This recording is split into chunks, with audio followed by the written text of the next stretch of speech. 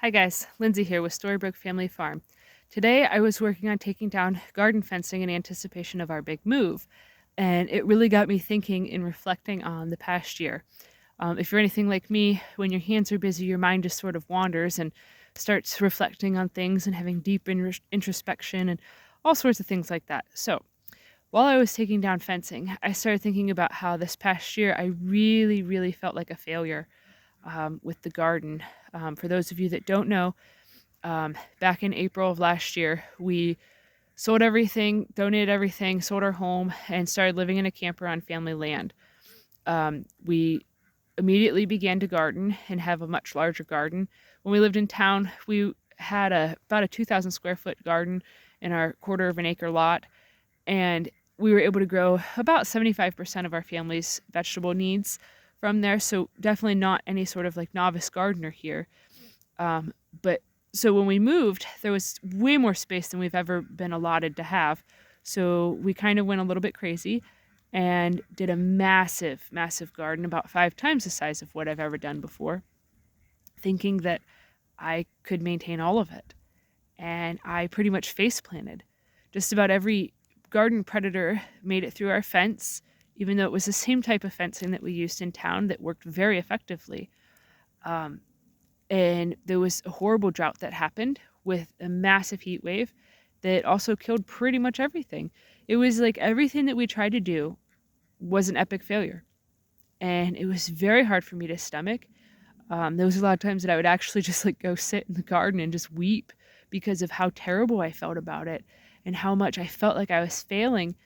But anyways, while I was working on taking down the fencing, I was thinking about, I always tell beginning gardeners to start small, that it is much better to start with a small garden that you can easily maintain and that you can maintain in a very hyper intensive way, like really learn and dive in and watch everything. But I realized that when we moved here, I did not have a beginner's mindset at all. Even though it was a new location, I was anticipating that the soil would be the same as where we moved from, which it's not. It's much denser clay, but it also doesn't have 3 years of me composting in it and adding manure and amendments and leaves and all sorts of goodies and stuff to really boost the fertility. It was just barren clay that had never been amended, had never had any goodness put into it. And so that was my first mistake. My second mistake was underestimating the wildlife. This is kind of a food desert in terms of, well, there's just pretty much woods behind me. And then in front of me is our goat pasture that's just grass.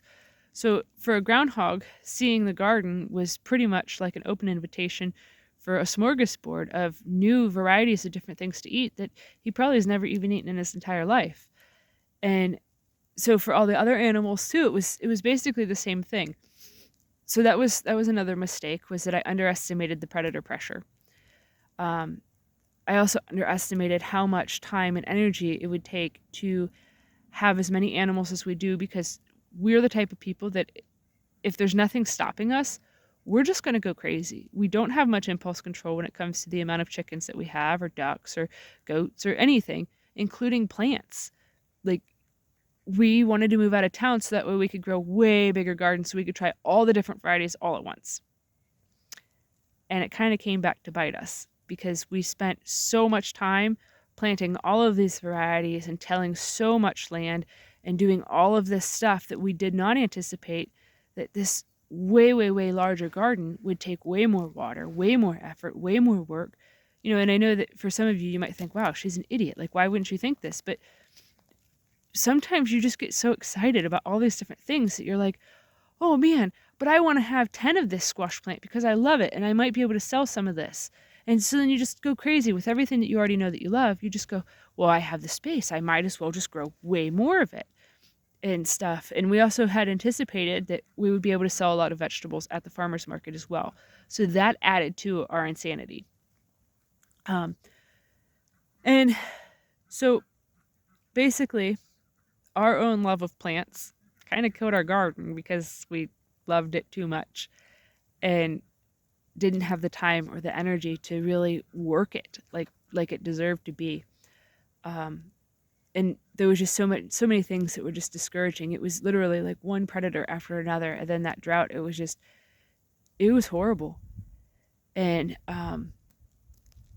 it was really devastating. So anyways, what I was thinking about today was that, even though those things last year really felt like failures, now that we're moving to our own land and stuff, it kind of feels like a blessing, because we already know now, like going into things, that like next year, like this summer, 2023 summer, that we should probably have just a small garden, even though it's going to make us really sad that we're not like going crazy and super excited about everything. But the reality is, the home that we bought needs a lot of work.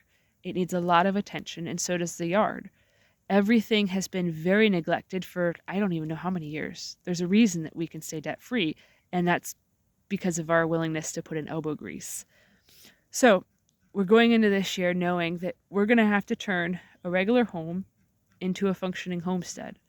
So then one day it could be a thriving homestead or farm, whatever you want to call it. Where I live, if you say homestead, most people kind of like look at you like you're crazy and that you're going out west or something, and getting your 100 acres of land from the government. So that's why we refer to ourselves as a farm, but we are much more of a homestead-based type thing. But around here, nobody even understands what that means.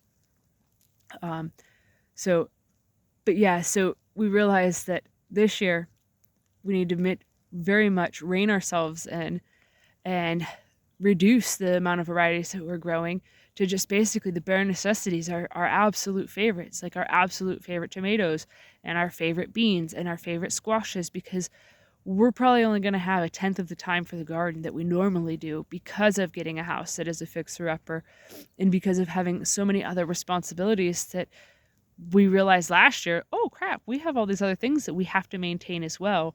So yeah, I just want to, explain to everybody that sometimes your biggest failures, when they feel absolutely gut-wrenchingly devastating, sometimes in like just a year's time, you can look back at them and go, oh, well, yeah, I might have kind of face planted and failed, but was it really a failure? Because I ultimately learned something from it.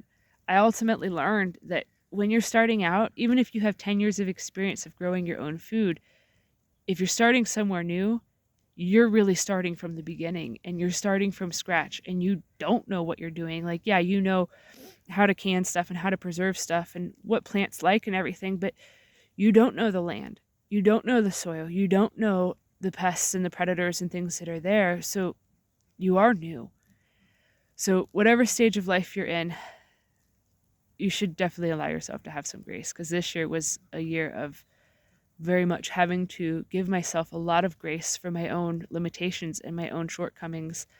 And I had to learn a lot about forgiving myself for